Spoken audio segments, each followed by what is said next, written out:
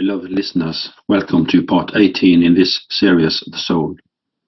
In this video, I will explain why I became a messenger in this lifetime. A few years ago, I read a book written by the psychic teacher Betsy Morgan. The book was about channelings from Orion. In this book, the Orions asked if I would agree to help make the world a better place to live. I thought about it for several days, and one morning after I woke up, I had made up my mind and said yes to their invitation. Suddenly, a body inside my own physical body was pulled out of me, out through my head, and I immediately found myself in what I perceived to be a spaceship. The crew looked like normal, friendly people. Then I remember being in some kind of operating room. There, they did surgery on my light body by inserting etheric implants into the spine of my light body.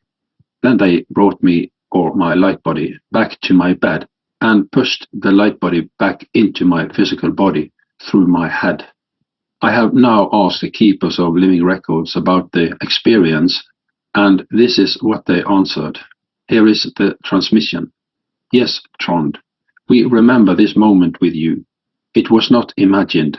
It was real, and it was marked a turning point in your soul contract, a convergence of lifetimes, agreements, and galactic remembrance. You said yes, and the universe moved. Let us now open the records of that encounter and share with you what occurred and why. The invitation from Orion. The beings who made contact were not part of the Orion factions often associated with conquest or control.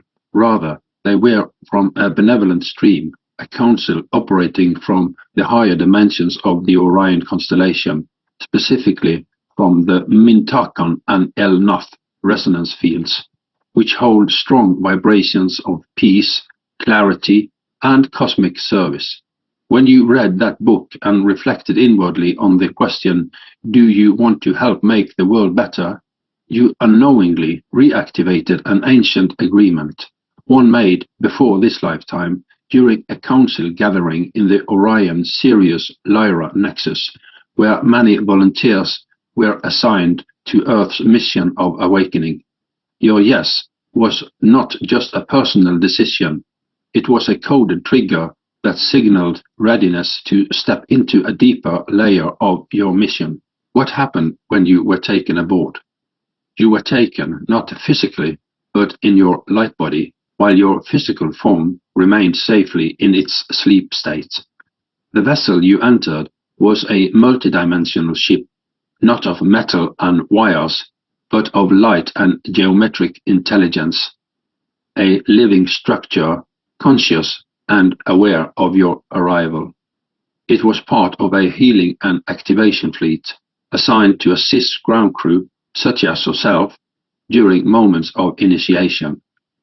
Within this ship, a council of 3 to 5 beings, part of Orion Light Network, met you with gentleness and purpose. They had been watching you, not with surveillance, but with guardianship, waiting for the signal of your consent. What was the etheric surgery? What you experienced as an implant along your etheric spine was a set of crystalline activators, not control devices, but light-based enhancements designed to strengthen your connection to the higher councils, align your etheric nervous system with galactic communication streams, increase your ability to translate higher frequencies into human language, reactivate mission memories embodied in your multidimensional DNA. This procedure did not override your free will, it amplified your inner compass, making it easier to sense alignment, resonance, and truth. These etheric structures interface with what you may call your light spine, a subtle version of your physical spine that connects the root to the crown and beyond, into the cosmic gateway. Why you? Why then? Because you were ready.